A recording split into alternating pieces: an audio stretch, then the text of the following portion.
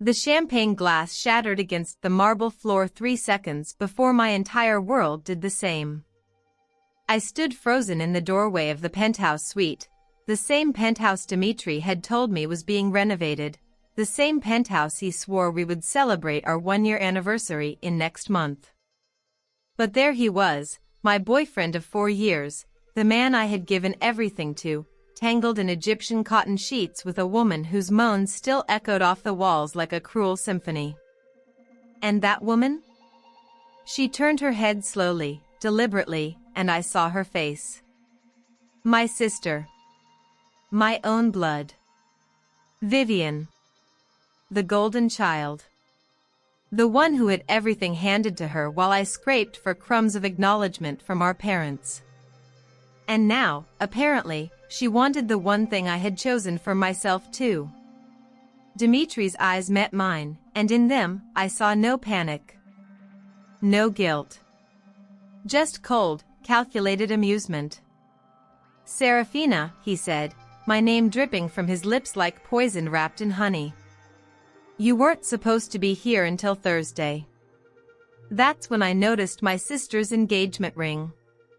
Not just any ring. A Volkov family heirloom. The exact ring Dmitry had shown me pictures of 3 months ago, promising it would be mine. I didn't scream. I didn't cry.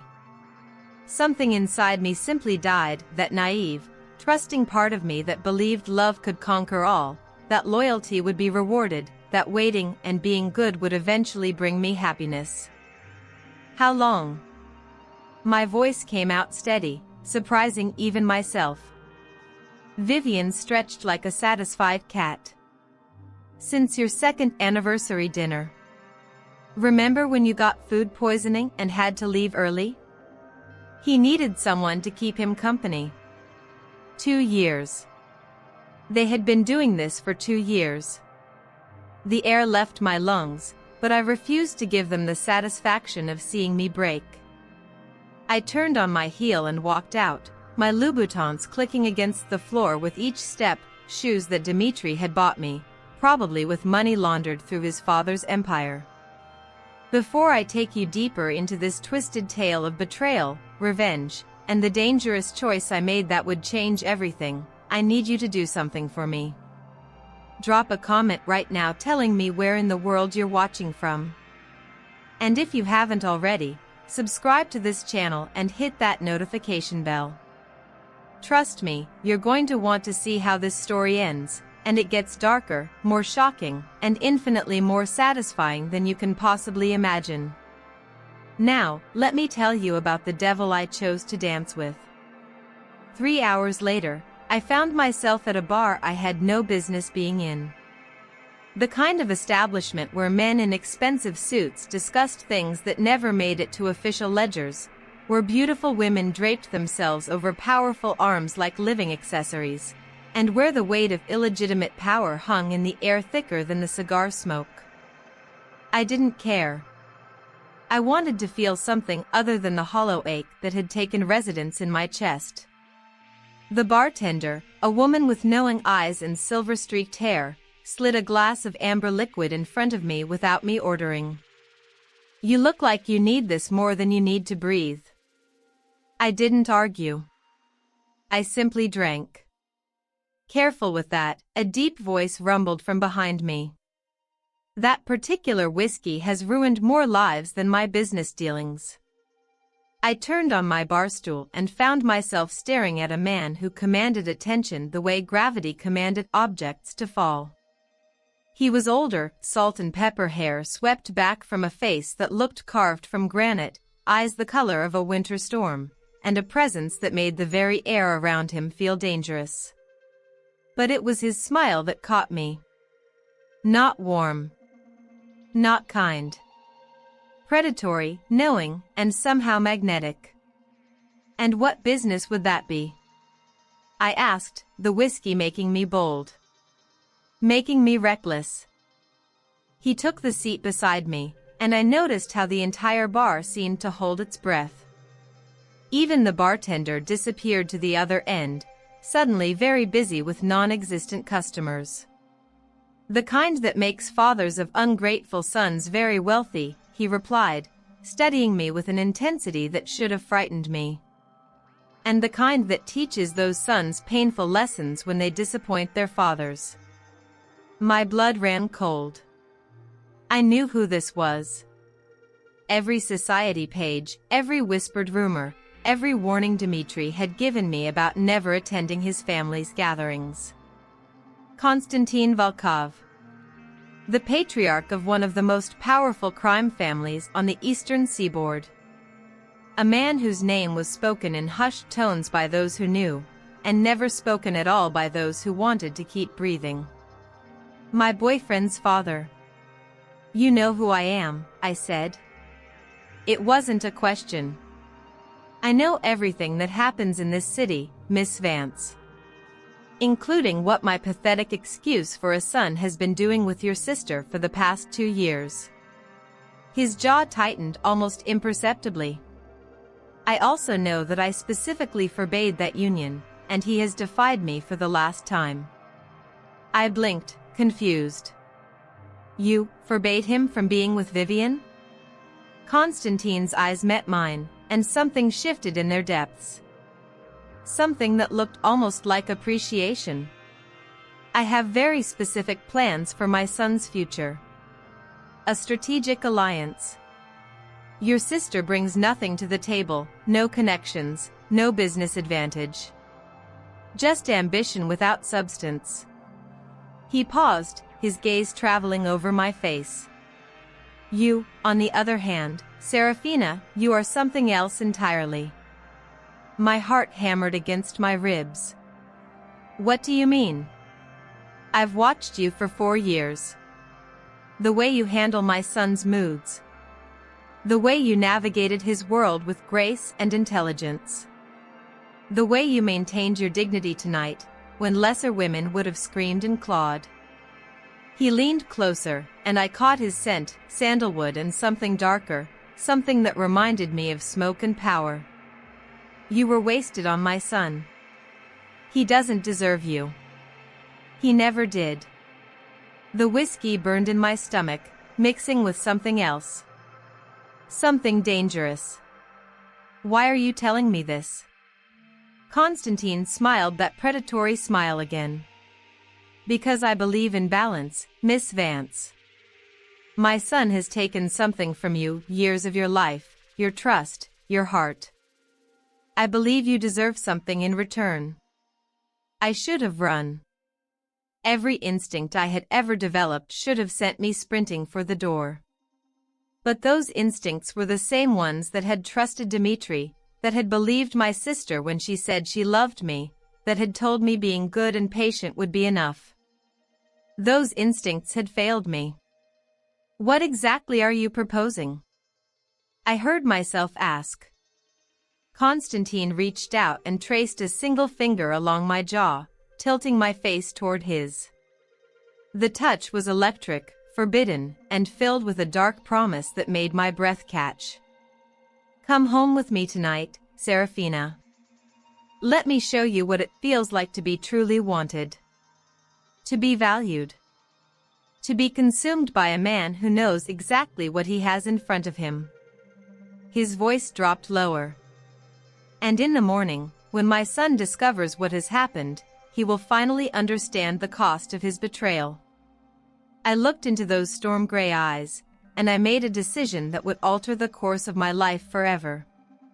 A decision that would set in motion events more devastating, more shocking, and more transformative than anything I could have imagined in that moment. A decision that would eventually bring me either my salvation or my complete destruction. I finished my whiskey in one long swallow, set the glass down, and stood up. Take me home, Mr. Volkov. But what I didn't know then, what I couldn't have possibly known, was that Konstantin Volkov had been watching me for far longer than 4 years. And the strings of fate connecting us had been woven long before I ever met his son. Strings that, once pulled, would unravel secrets that had been buried for decades. Secrets about my family. About my past. About the real reason my parents had always treated me like an afterthought compared to Vivian. Secrets that would make my boyfriend's betrayal seem like a minor inconvenience. And a love story so dangerous, so forbidden, and so all-consuming that it would burn everything around us to ash, and rebuild something beautiful from the destruction. The first domino had fallen. And as I walked out of that bar with Konstantin Volkov's hand pressed possessively against the small of my back, I had no idea that I wasn't just getting revenge. I was walking into my destiny. To understand why I made such a dangerous choice, you need to understand where I came from, and how desperately I had always wanted to escape. I grew up in the shadow of my sister Vivian in every way that mattered. She was born radiant, magnetic, the kind of child who drew attention simply by existing. I was born 4 years later, an afterthought, the second daughter my parents never really wanted. My mother, Cordelia, was a former beauty queen whose greatest achievement was marrying into old money that had gone quietly bankrupt 3 years before I was born. My father, Theodore, was a man who dealt in appearances and desperate schemes to maintain a lifestyle we could no longer afford. Vivian was their golden ticket. Groomed from childhood to marry well, to charm the right people, to be the salvation of our fading family name. I was the backup plan. The one who was told to stay quiet, stay small, stay out of Vivian's way. By the time I was 17, I had learned that love was conditional in my household, given only when I made myself useful, retracted the moment I showed any individual needs or desires. I met Dmitry Volkov at a charity gala when I was 22. I was working as a server, one of the humiliating jobs my parents forced me to take to help fund Vivian's expensive social calendar, and he was the brooding, mysterious heir to a fortune that everyone whispered about but no one dared discuss openly. He noticed me because I didn't fawn over him like everyone else.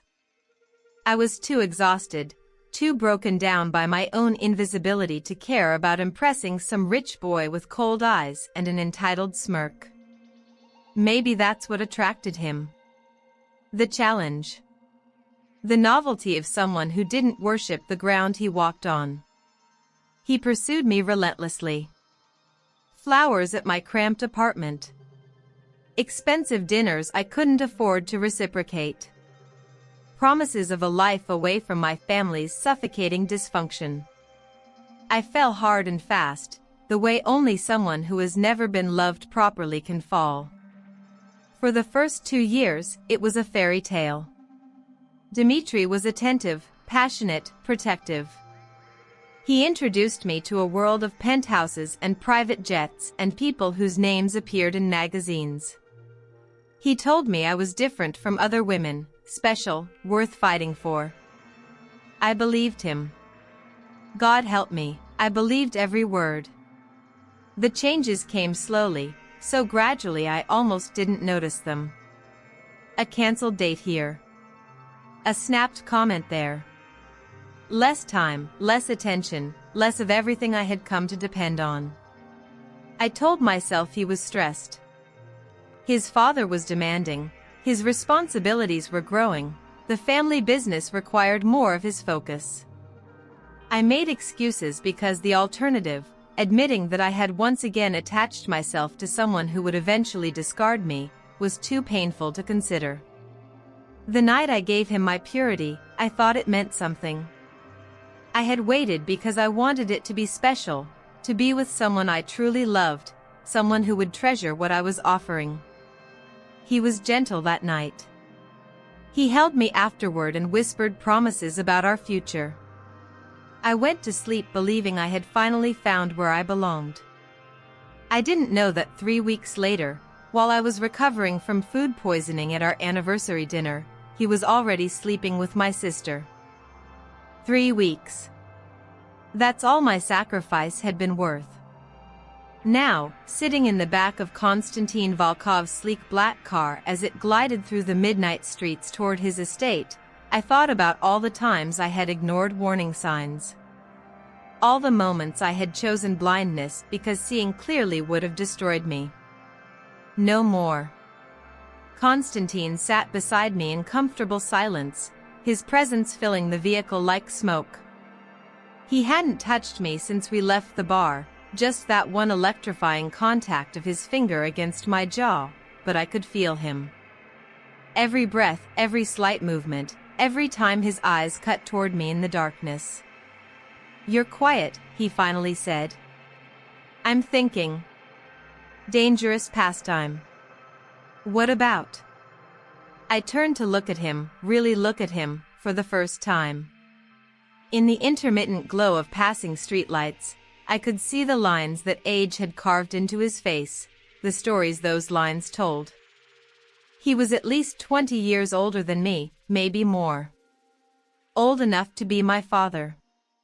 The thought should have repulsed me. Instead, it made the forbidden nature of what we were doing even more intoxicating. "I'm thinking about how my whole life I've been waiting for permission," I said honestly. Permission to be seen. Permission to want things. Permission to matter. And tonight, I stopped waiting. Constantine's eyes gleamed with something that looked like respect. "And what do you want, Seraphina? Right now, in this moment, what do you truly desire?" I thought about lying. I thought about giving him some practiced answer about revenge or justice or teaching Dimitri a lesson. But I was so tired of pretending. "I want to feel powerful," I whispered. "Just once. I want to feel like I have control over my own life, my own choices, my own body. I want to stop being the victim of other people's stories and start writing my own." The car slowed as we approached massive iron gates that swung open at our approach. Beyond them, I could see the sprawling silhouette of an estate that made my family's modest home look like a garden shed. Constantine reached over and took my hand, his grip firm and warm. "Then tonight, Seraphina, you will have all the power. I don't take. I am not my son. Everything that happens between these walls happens because you choose it." My breath caught. This was not what I had expected. "Why?" I asked. "Why are you doing this? What do you get out of it?" He smiled, and for just a moment, I saw something vulnerable flicker behind his eyes before it was locked away again. "That," he said softly, "is a conversation for another time. Tonight is about you and what you need. My reasons are my own, and they are complicated enough that they require more than a car ride to explain." The vehicle stopped in front of a grand entrance, and a uniformed driver opened the door. Constantine stepped out first, then turned and extended his hand to me. I hesitated on the threshold. This was my last chance to walk away, to return to my life, to find some other way to cope with my sister's betrayal and my boyfriend's infidelity. But what life was I returning to? An apartment paid for with Dimitri's money? A family that had never wanted me? A future mapped out by everyone except myself? I took Constantine's hand and stepped out of the car. The estate was breathtaking in ways I couldn't fully process. Marble floors, crystal chandeliers, artwork that probably belonged in museums. Everything spoke of old money and new power, of generations of accumulated wealth and the ruthlessness required to maintain it. "This way," Constantine murmured, guiding me through corridors that seemed to go on forever. We eventually reached a private wing, separate from the rest of the house, with its own locked entrance that required both a code and his fingerprint. "These are my personal quarters," he explained. "No one enters here without my explicit permission. What happens within these walls stays within these walls." The room beyond was unlike anything I had imagined for a man of his reputation. Yes, there was the expected luxury, the massive bed with its silk sheets, the fireplace already crackling with warmth, the windows overlooking manicured gardens illuminated by moonlight. But there were also books. Hundreds of them, lining walls, stacked on tables, clearly read and reread rather than displayed for show. There were photographs too, old ones, black and white, showing faces from another era. And there was art. Not the pretentious abstract pieces that decorated his public rooms, but beautiful, emotional paintings of landscapes and portraits that spoke of depth and sensitivity. This was the real Konstantin Volkov, the man behind the myth. "It's not what you expected," he observed, watching my reaction. "No," I admitted. "It's not." He moved to a cabinet and poured 2 glasses of what looked like very old brandy. "People rarely are what they seem, Seraphina. The world creates stories about us, and sometimes it's easier to let them believe those stories than to reveal our truth." He handed me a glass, and our fingers brushed. The contact sent electricity up my arm. "My son," he continued, his voice hardening, "has created a story about me. That I am cold, heartless, incapable of emotion. It justifies his own failings to believe that his father is a monster who never loved him." He took a long drink. "The reality is that I loved him too much. I protected him from consequences. I made excuses for his cruelty. And in doing so, I created the very monster I am now forced to confront." I sat down on a velvet chaise, my legs suddenly too weak to hold me. "Why are you telling me this?" Konstantin set down his glass and walked toward me with the measured grace of a predator who knew he had all the time in the world. "Because I want you to understand that what happens tonight is not about using you to hurt my son. That is merely a convenient side effect." He knelt before me, placing himself at my eye level, this powerful, dangerous man, on his knees. "What happens tonight is about recognizing something precious. Something that has been overlooked and undervalued. Something that deserves to be worshipped." His hands found my face, cradling it gently, and I saw in his eyes a depth of feeling that took my breath away. "You are magnificent, Seraphina Vance. You have been told you are less than, ordinary, undeserving of attention. Those were lies spoken by blind people. And tonight, I am going to show you the truth." I should have asked more questions. I should have demanded to know the full story behind his words, the complicated reasons he had mentioned. Instead, I leaned forward and pressed my lips to his. The kiss was nothing like what I had experienced with Dmitri. Where his son had been demanding and selfish even in intimacy, Konstantin was controlled, deliberate, coaxing responses from me I didn't know I was capable of giving.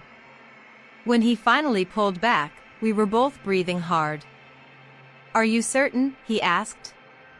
"Once this door is opened, it cannot be closed." I thought about everything that had led me to this moment. The years of invisibility. The betrayal. The constant feeling that I was always waiting for my real life to begin. "I'm certain." And as Konstantin Volkov rose and lifted me in his arms, carrying me toward that massive bed with its silk sheets and promises of forbidden pleasure, I had no idea that I had just become a pawn in a game that had started before I was born. A game where the stakes were higher than revenge. A game that would reveal the truth about my own identity. And a game where the man now laying me down on soft fabric was not just my boyfriend's father, but something far more connected to my own history than I could possibly imagine. But those revelations would come later. For now, there was only the night, and the fire, and the beginning of something that would consume us both. I woke to sunlight streaming through silk curtains and the unfamiliar sensation of feeling completely, utterly rested. For a long moment, I didn't remember where I was. Then the events of the previous night came flooding back, the discovery, the bar, the car ride, and everything that followed. My cheeks flushed hot, but it wasn't from embarrassment. It was from remembering. Konstantin Volkov had touched me like I was something sacred. Every caress, every whisper, every moment of intimacy had been focused entirely on my pleasure, my experience, my awakening. He had been patient where Dmitri had been rushing, attentive where his son had been selfish, passionate in ways that revealed a depth of emotion I never would have expected from a man of his reputation. And now, I was alone in his bed. Panic fluttered briefly in my chest before I noticed the note on the pillow beside me, written in elegant script on paper thick enough to feel expensive. Breakfast is waiting when you're ready. Take your time. Use anything you need. Last night was extraordinary. K. I released a breath I hadn't realized I was holding. A silk robe had been laid across a chair near the bed, deep crimson, clearly expensive, and clearly meant for me. I wrapped myself in it and padded across the room to a door that opened onto a bathroom larger than my entire apartment. The shower alone could have fit 6 people comfortably. I stood under the rainfall spray for a long time, letting the hot water wash away the residual tension of the past 24 hours. When I finally emerged and dried off, I found that my clothes from last night had been cleaned and pressed, hanging in a closet along with a selection of new garments still bearing tags, dresses, casual wear, even lingerie, all in my exact size. How long had he been planning this? The question nagged at me as I dressed in a simple but elegant cream-colored dress that fit like it had been tailored specifically for my body. When I finally felt ready to face whatever came next, I opened the bedroom door and stepped into the hallway. A young woman in a crisp uniform was waiting there, her expression professionally neutral. "Miss Vance? Mr. Volkov is waiting for you in the breakfast room. If you'll follow me?" I followed her through the labyrinthine corridors of the estate, taking in details I had missed last night. The art, the antiques, the sense of history embedded in every corner. This was old power, built over generations, the kind of influence that transcended mere wealth. The breakfast room turned out to be a sun-drenched space with floor-to-ceiling windows overlooking a rose garden in full bloom. Konstantin was already there, seated at a table laid with more food than 10 people could eat, reading a newspaper like something out of another era. He looked up when I entered, and his eyes traveled over me with an appreciation that made warmth pool in my stomach. "The dress suits you," he said simply. "Please, sit. Eat." I took the seat across from him, suddenly aware of how surreal this all was. 24 hours ago, I had been planning a quiet evening with my boyfriend. Now I was having breakfast with his father after the most intense night of my life. "How are you feeling?" Konstantin asked, setting aside his newspaper. "Confused," I answered honestly. "Good, but confused." He nodded as if this was exactly what he expected. "You have questions. Ask them." I reached for a croissant, more to have something to do with my hands than from actual hunger. "Last night, you said your reasons were complicated. That there was more to this than revenge against Dmitri. I need to know what you meant." Konstantin was quiet for a long moment, his expression thoughtful. Then he stood and walked to the windows, his back to me. 27 years ago, he began, his voice distant with memory. I was not yet the man I am now. I had inherited my father's organization, but I was still learning its intricacies. Still making mistakes. One of those mistakes was falling in love with someone I could never have. I set down the croissant, my attention fully captured. "Her name was Eleonora," he continued. "She was married to a man from an allied family, a political marriage, not a love match, but a marriage nonetheless. We met at a summit between our organizations and felt an immediate connection. Despite everything, despite the danger, the impossibility, the potential for war between our families, we began an affair. He turned back to face me, and I saw pain in his eyes that looked decades old. Eleonora became pregnant. The child was mine, we both knew it. But she was terrified. Her husband would have killed her if he discovered the truth. So she stayed. She pretended the baby was his. And she made me promise to never, ever reveal our connection. My heart was hammering now. Something about this story felt important in ways I couldn't yet articulate. What happened to her? I whispered. She died in childbirth. Complications. The baby survived, a daughter. Eleonora's husband raised the child as his own, never knowing that she carried my blood. And I watched from a distance, bound by my promise, as my daughter grew up in another man's house. The room seemed to tilt slightly. Your daughter? Constantine walked back to the table and sat down heavily. When he looked at me, his eyes were filled with something that looked like grief and hope tangled together. Eleonora's husband was Theodore Vance. The woman I loved was your mother's predecessor, Theodore's first wife. And the daughter she died giving birth to. He paused, reaching across the table to take my hand. Was you, Seraphina? You are my child. My blood. My daughter. The world stopped. I heard myself say something, maybe what? But the sound seemed to come from very far away. The breakfast room, the sunlight, Constantine's face, all of it swam before my eyes. That's impossible, I heard myself say. My mother is Cordelia. Cordelia is your stepmother, Constantine interrupted gently.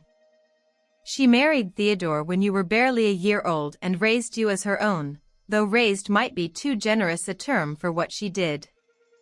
Theodore knew you weren't biologically his. Eleonora had told him the truth before she died, but he kept you because he needed my family's goodwill. Because having a Volkov child, even a secret one, gave him leverage he could potentially use. My mind was reeling.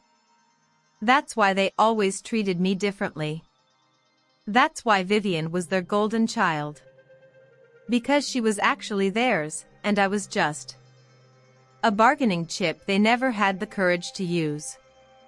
Constantine's grip on my hand tightened. I have watched over you your entire life, Seraphina. Protected you from the shadows.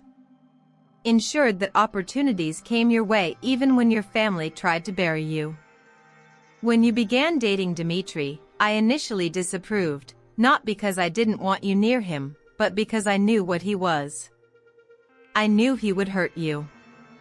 The pieces were falling into place with devastating clarity. You knew everything. About the affair with Vivian. About all of it.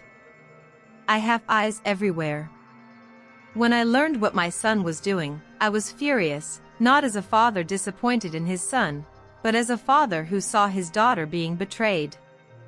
I wanted to intervene immediately, but I knew you weren't ready to hear the truth. You wouldn't have believed me. I pulled my hand back, standing abruptly and putting distance between us. My thoughts were racing, crashing into each other. Last night, I said slowly. What we did last night. You knew. You knew I was your daughter, and you still. No. Constantine stood too, his voice sharp with emotion. Seraphina, no. Last night, nothing happened. Nothing physical. You fell asleep in my arms before anything could progress. I held you. I watched over you. And I struggled with myself all night about how to tell you the truth. I stared at him, my memories of the previous evening suddenly hazy. The brandy. the warmth of the fire. His voice speaking softly. And then, nothing until I woke. The brandy, I realized. You drugged me. A mild sedative. Harmless. I needed time to think, and you needed sleep more than you knew. You were running on adrenaline and heartbreak. I made a decision. He approached me slowly, carefully, like one would approach a wounded animal. I made the wrong decision. I should have told you everything in the car. But I was afraid. Afraid you would run. Afraid I would lose you before I ever truly had you. I was shaking now, emotions I couldn't name churning inside me. Why should I believe any of this? You're a crime lord. Manipulation is what you do. Constantine reached into his jacket and pulled out an envelope, yellowed with age. Eleonora wrote me a letter before she died. She included a photograph, her, pregnant with you, the night before she gave birth. And she included something else.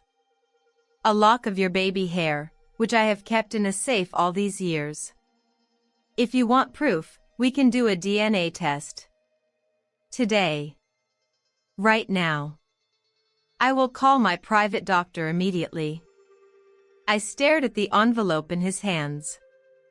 Everything I had ever believed about myself, my family, my history was crumbling.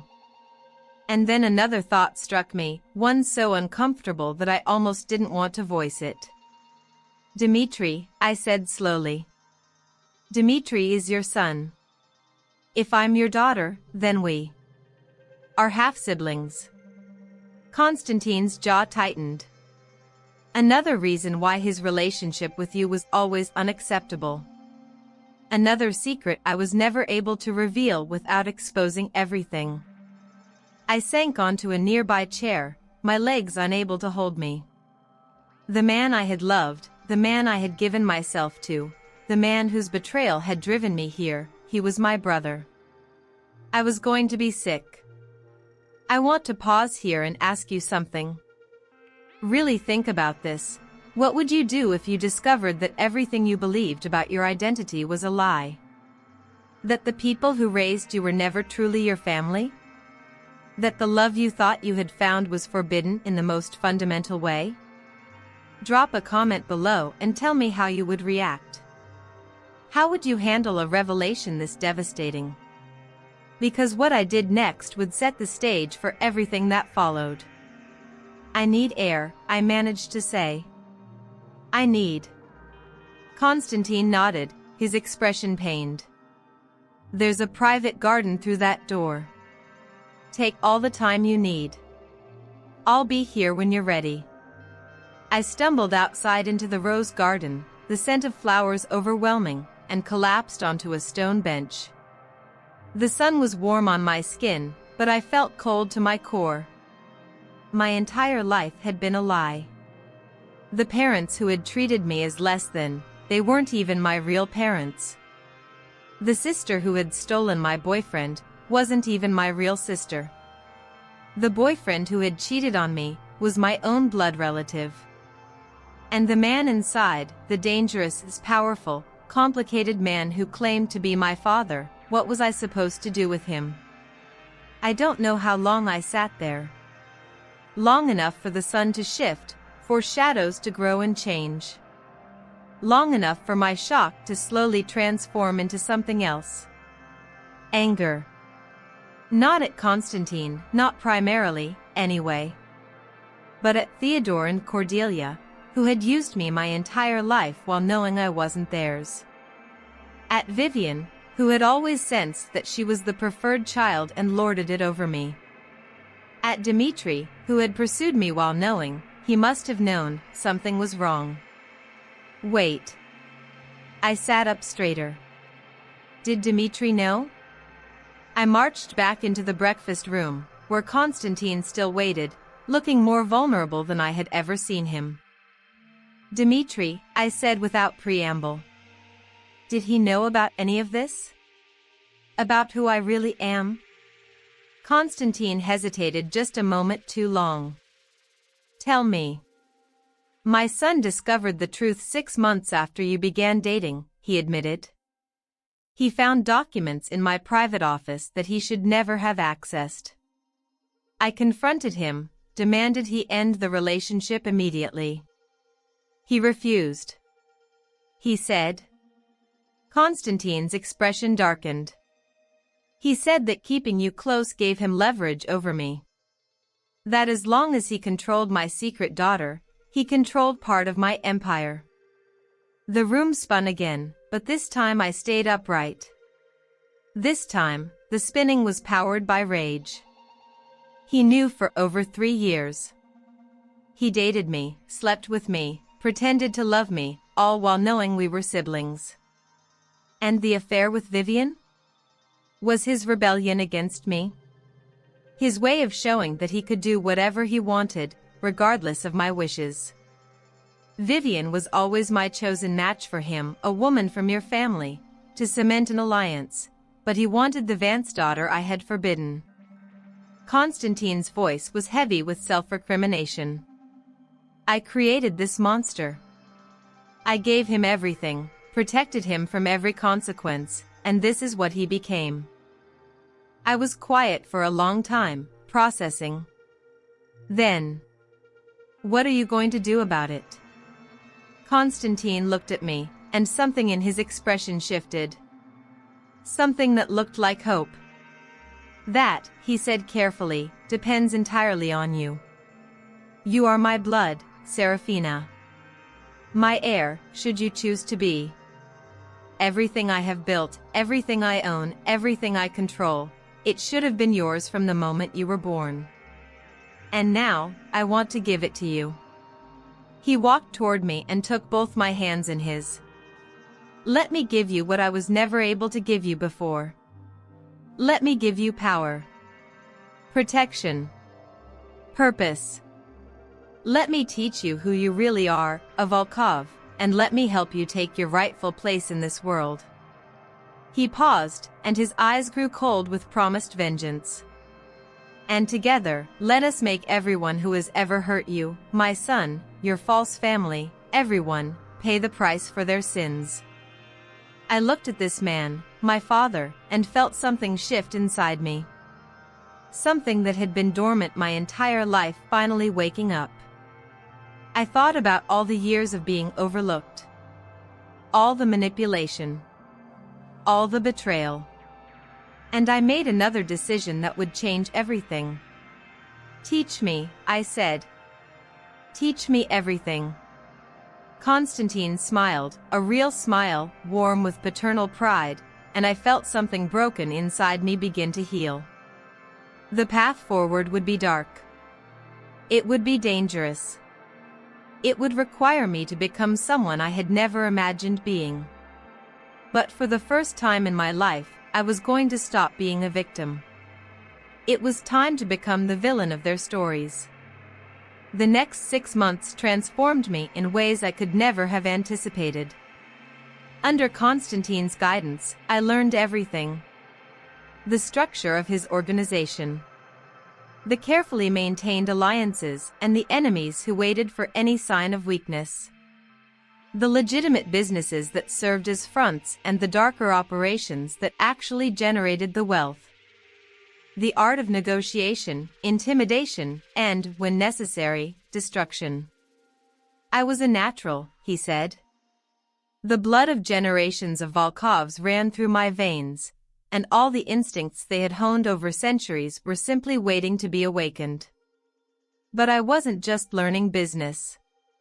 I was also learning who I truly was. I took the DNA test, and the results were incontrovertible. Konstantin Volkov was my biological father. The man who had raised me was nothing more than a reluctant guardian who had seen me as a tool, never as a daughter. Armed with this knowledge, I began to systematically dismantle everything Theodore and Cordelia Vance valued. It started subtly. Business deals that mysteriously fell through. Social invitations that suddenly dried up. old debts that were unexpectedly called in by new owners. The Vance family, already struggling to maintain their facade of wealth, began to crumble under financial pressures that seemed to come from nowhere. I watched it all from the shadows, learning to find satisfaction in strategic victory rather than emotional confrontation. But Dmitri was a different matter entirely. He didn't know yet.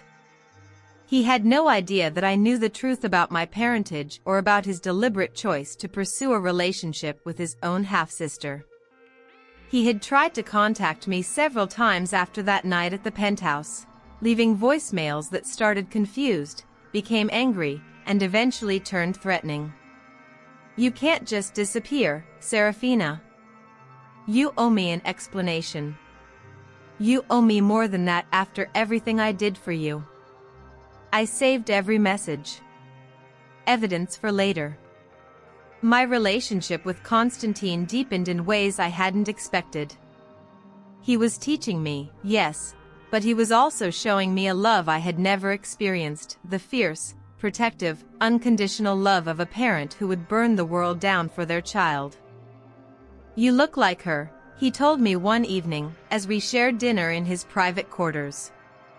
We had fallen into this routine, eating together at least once a day, making up for all the years of separation.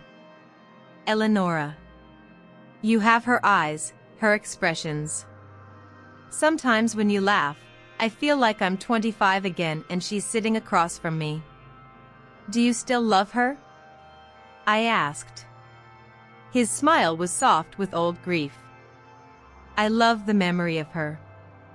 Of what we could have been. But I have long accepted that some losses cannot be undone.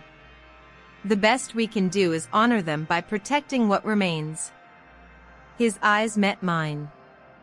"Protecting you." Vivian was the first to discover that something had changed. I arranged our meeting carefully, a chance encounter at a charity event that I attended as Konstantin Volkov's guest. The whispers had already started about the mysterious young woman who had taken up residence in the Volkov estate, but no one had connected her to the quiet, overlooked Seraphina Vance. I wore a gown that cost more than my old apartment. My hair, my makeup, my jewelry, everything was designed to project power and sophistication I had never before possessed. Vivian didn't recognize me at first. She actually tried to introduce herself, clearly thinking I was some new player in the social scene worth cultivating. "Don't you recognize your own sister, Vivi?" Her face went through a remarkable series of expressions. Confusion, then recognition, then fear. Good. She should be afraid. "Seraphina? What are you? How did you? How did I what? Get here? Find myself in better circumstances than you?" I smiled, and I knew it wasn't a nice smile. Amazing what happens when you stop letting other people define your worth. Vivian's eyes darted around the room, looking for allies, escape routes, anything. She found none. I had made sure of that. "I don't know what you think you're doing," she said, her voice trembling despite her attempts at bravado, "but Dmitri won't stand for this. When he finds out." "Dmitri knows exactly where I am," I interrupted smoothly. "He knows, and there's nothing he can do about it." "Would you like to know why?" I stepped closer, lowering my voice so only she could hear. "Because Konstantin Volkov is my father. My biological father. Which means Dmitri is my brother. The man you stole from me, you can keep him. In fact, I insist upon it. Just know that when you look at him, when you touch him, you're touching a man who knowingly pursued his own sister. Let that thought keep you warm at night." I walked away before she could respond, leaving her standing frozen in the middle of the party, her champagne glass trembling in her hand. The next morning, my phone rang with a number I didn't recognize. But I knew who it would be. "Is it true?" Dimitri's voice was strangled with emotion, fear, anger, something else I couldn't identify. What you told Vivian. Is it true? Every word. I have the DNA results to prove it. I have your father's confession. I have everything. Silence on the other end. Then. You don't understand. You don't understand what you've done. What you've walked into. My father isn't what he seems. He's using you, Seraphina. Whatever he's told you, whatever he's promised, it's a lie. Like you lied to me? My voice stayed steady, though my heart was racing. Like you knew what I was and pursued me anyway? Like you used me to hurt your own father? That's different. How? Explain to me how that's different. Another long silence. When Dimitri spoke again, his voice had changed. Harder. Colder. I'm coming to get you. You're going to leave that house, and you're going to come with me, and we're going to figure this out. Together. Like we should have from the beginning. And if I don't want to? Then I'll make you.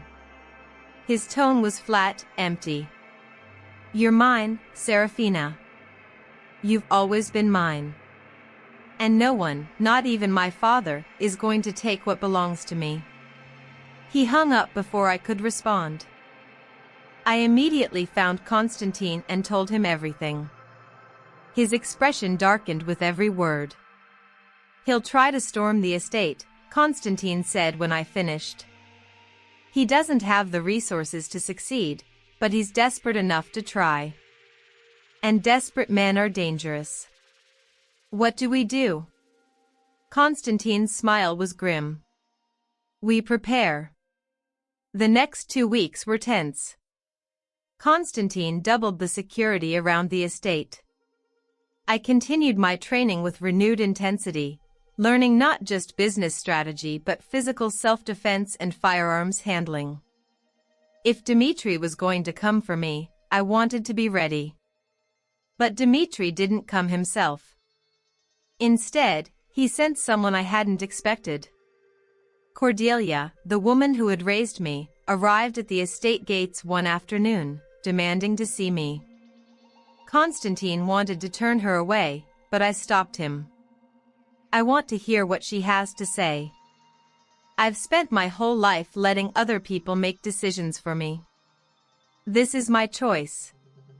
He nodded reluctantly and had her brought to a receiving room, where I waited with 2 of his most trusted guards flanking the door. Cordelia looked older than I remembered. The stress of their financial collapse had aged her considerably, stripping away the polished veneer she had always maintained. So it's true, she said, looking around at the opulent room. You've moved up in the world. No thanks to you. I raised you. Sudden fire in her eyes. I fed you, clothed you, gave you a roof over your head. You tolerated me, I cut in. You resented me. You made sure I knew every single day that I was less than Vivian, less than your real daughter. Don't rewrite history now that you need something from me. Cordelia's jaw tightened, but she collected herself. Fine. You want honesty? Here it is. Dimitri is planning something. I don't know the details, but he's been meeting with dangerous people who oppose the Volkov organization. He's making deals, offering information in exchange for support. My blood ran cold. He's going to betray his own father. He's going to try to destroy everything. And he's going to start with you. She stepped closer, and I saw genuine fear in her eyes. Whatever else has passed between us, Seraphina, I don't want to see you dead. Leave. Run somewhere far from here. Before it's too late. Why should I believe you? Because I know what Dimitri is capable of. Because I've seen what he's been planning. She pulled a flash drive from her purse and placed it on the table between us. This contains recordings, documents, everything I was able to copy before he noticed me snooping. Theodore doesn't know I'm here. He's too far gone in his own pathetic schemes to pay attention. But I couldn't just stand by. I stared at the flash drive. You've never cared about me before. Why now? Cordelia was quiet for a long moment. When she spoke again, her voice was smaller than I had ever heard it. Because maybe I should have. Maybe I spent so long resenting you for not being mine that I forgot to see you for who you actually were. And now, seeing what you've become. She shook her head.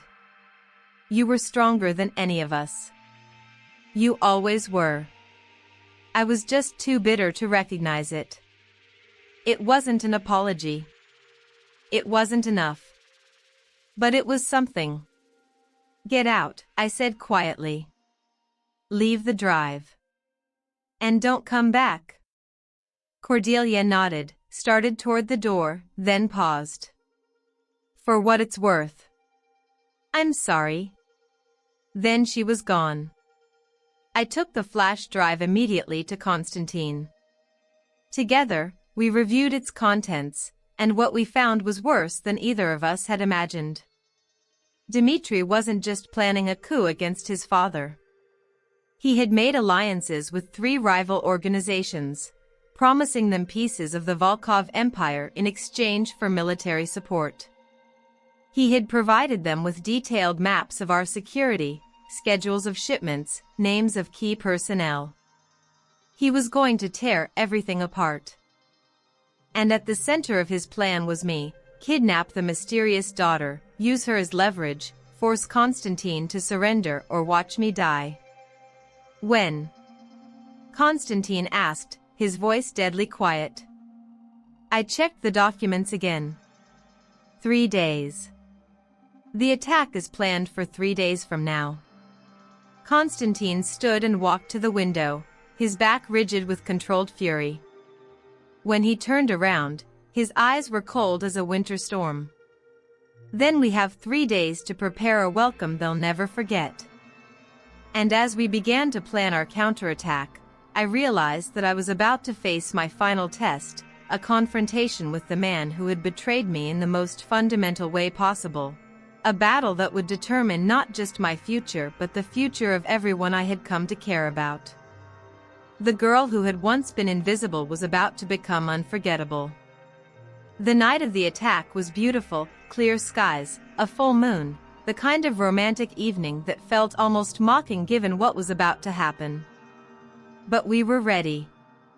Constantine had spent the past 3 days calling in every favor, repositioning every asset, preparing every contingency.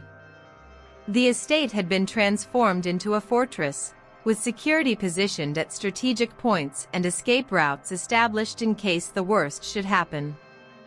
And I had prepared myself in ways I never could have imagined a year ago.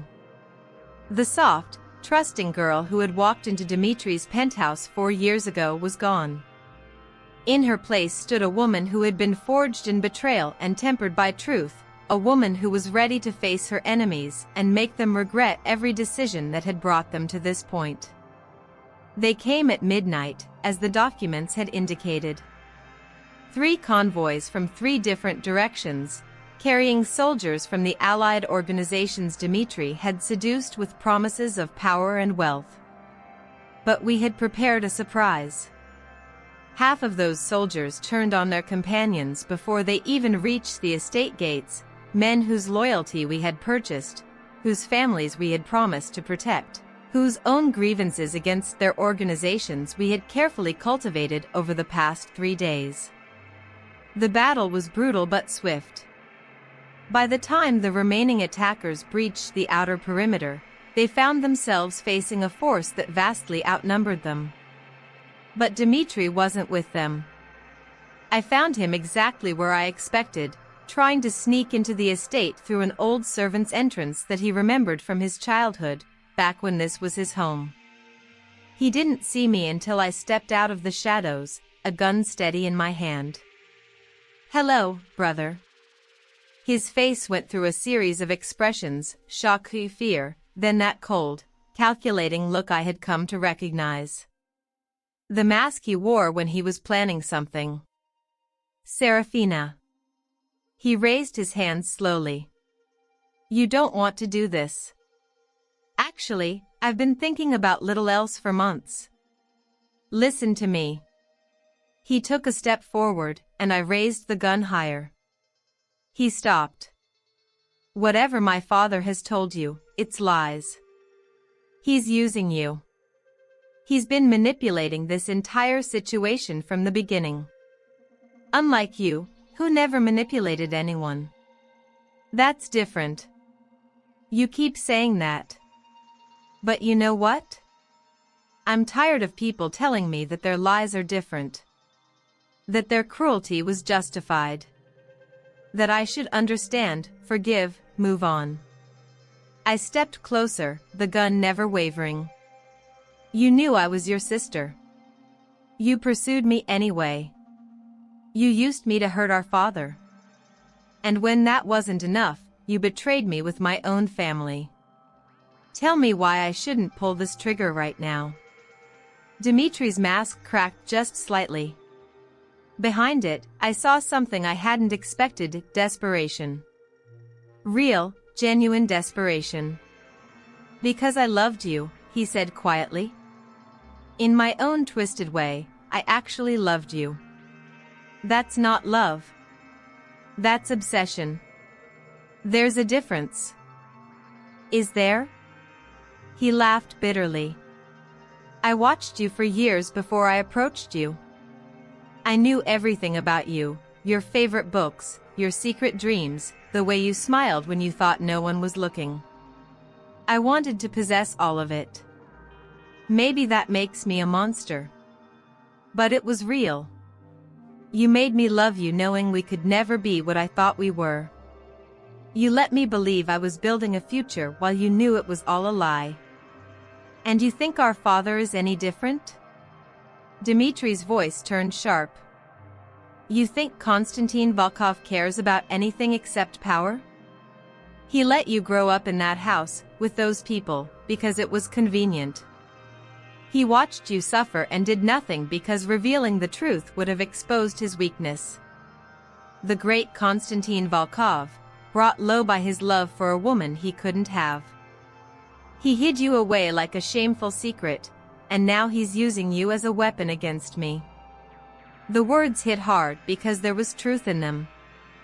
I had wondered the same things myself, in quiet moments when doubt crept in. But I had also seen the way Konstantin looked at me. The pride. The love.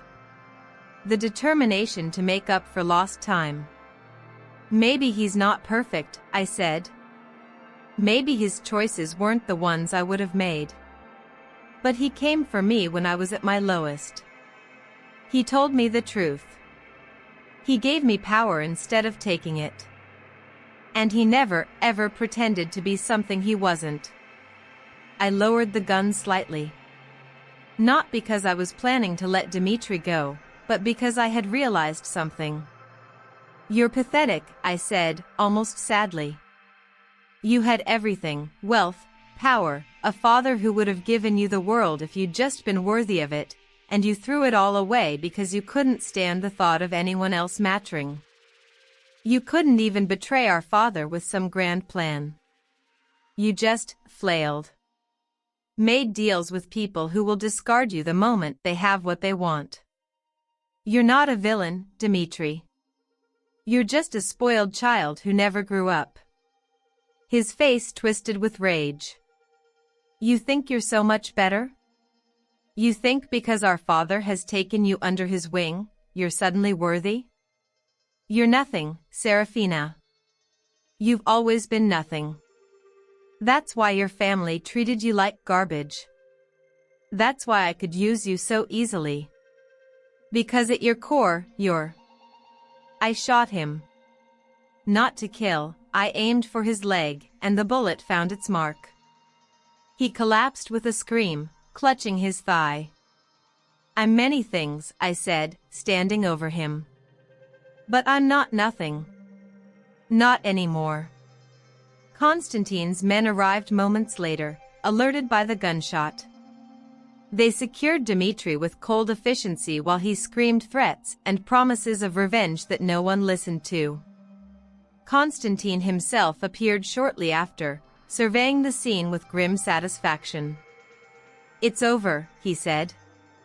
"The remaining attackers have surrendered or fled. Our allies are handling the cleanup." "What will happen to him?" I asked, gesturing toward Dmitri. Constantine's expression hardened. "That depends on you. He is your brother, by blood if nothing else. If you want mercy, I will grant it." I looked at Dmitri, at the man who had made my life a lie, who had used me for his own ends, who had tried to destroy everyone I cared about out of petty spite. Then I thought about the years of manipulation. The betrayal with my sister. The knowledge that he had pursued me knowing we were siblings. "He'll stand trial," I said finally. "Before your council. Let him answer for all his crimes, not just against me, but against the organization. Against everyone he's hurt." Constantine nodded slowly. "And if the council votes for the ultimate penalty?" I met his eyes. "Then justice will be served." Dmitri was dragged away, still screaming, into the night. And I stood in the moonlight, my father's hand on my shoulder, and felt the last chains of my old life fall away. The council voted unanimously for Dmitri's exile, a fate that many considered worse than death. He was stripped of the Volkov name, his assets were seized, and he was sent away with nothing but the clothes on his back and a warning: if he ever returned to any territory controlled by the organization, his life was forfeit. I watched him leave, and I felt nothing. Not satisfaction, not grief, not even relief. Just emptiness where all that pain used to live. It would take time, Constantine told me, for the wounds to heal. Some never would, not completely. But that was what it meant to survive, to carry your scars as evidence of battles won. In the weeks that followed, I stepped fully into my new role as Constantine's heir. The organization accepted me with surprising ease, partly out of respect for my father, but increasingly out of recognition of my own abilities. I had a gift for strategy, for seeing patterns others missed. And I had something even more valuable: empathy. I understood what it felt like to be overlooked, underestimated, dismissed. That understanding made me a different kind of leader than any the organization had seen before. The Vance family crumbled without my intervention. Theodore and Cordelia divorced when their debts became unmanageable. Vivian, last I heard, had fled to Europe with one of Dmitri's former allies, chasing power she would never find. I could have destroyed them more thoroughly. I had the means. But I had learned something in my months with Constantine. Sometimes the most powerful revenge is simply living well. A year after that night at the estate, I stood in my father's office, my office now, as he had begun transitioning leadership to me, and looked out at the city sprawling below. "You're thinking again," Constantine said from behind me. "I can always tell." I smiled without turning around. I was thinking about Eleonora. "Your mother," I corrected myself, still adjusting to the words. "I wish I could have known her." He joined me at the window. "She would have been proud of you. She was strong like you, stronger than anyone knew. She just never got the chance to show it. Because of the world she lived in. Because of the choices others made for her." "Yes." He was quiet for a moment. "That's why I made sure you would have choices. Even when I was watching from the shadows, I tried to create opportunities for you, Options you could take when you were ready. I wasn't ready for a long time. No one is ever ready for their life to change. We simply adapt when it does. I turned to face him, this man who had become my father in every way that mattered. "Thank you," I said. "For finding me. For believing I could be more than what they made me." Constantine's eyes glistened with emotion he rarely showed. "You were always more, daughter. You just needed someone to remind you." A knock at the door interrupted the moment. One of our assistants entered with a tablet. "Apologies for interrupting, but there's a situation that requires your attention. One of our overseas partners is requesting an emergency meeting. Something about a possible expansion opportunity." Constantine looked at me. "This one is yours. I'll be here if you need guidance, but I think you're ready to handle it alone." I took the tablet, scanned the details, and felt something click into place. This was my life now. Not the one I had planned, not the one I had dreamed of during all those years of invisibility, but something better, a life I had forged from the ruins of my old existence. "Schedule the call for this afternoon," I told the assistant. "And prepare the conference room. I want our full strategic team present." As the assistant hurried away, I straightened my shoulders and walked toward the door. "Seraphina," Constantine called. I turned. "Don't forget to check in on the new security measures for the Eastern facilities. We discussed them last week, but I want to make sure they're being implemented properly." I smiled. "Already done. I reviewed the reports this morning." His proud smile was all the approval I needed. I walked out of that office and into the rest of my life, a life filled with challenges and responsibilities, with power and purpose, with love that I had never expected to find. The girl who had once been invisible had become the woman who commanded rooms. The heart that had been shattered by betrayal had been mended by the most unlikely hands. And the story that began with cheating and revenge had transformed into something far more meaningful, a story about identity, about family, about discovering that the people who share your blood are not always your true kin, and that sometimes, the family you find is stronger than the one you were born into. If you've made it this far, you've walked this entire journey with me. And for that, I'm grateful. But I need to ask you for one more thing. If this story touched you, if it made you feel something, if it reminded you that no matter how dark things seem, there's always the possibility of transformation, then please, share it. Share it with someone who needs to hear that they're not stuck in the story others have written for them. Share it with someone who might be going through their own betrayal, their own period of invisibility. And if you haven't already, subscribe to this channel. Every story I tell is for someone who needs to hear it, and your subscription helps those stories reach the people who need them most. Because at the end of the day, that's what stories are for. Not just entertainment, though I hope this was entertaining. They're for reminding us that endings can be rewritten. That revenge isn't always about destruction. That power comes not from what we take but from what we choose to become. I am Seraphina Volkov now. Daughter of power. Leader of an empire.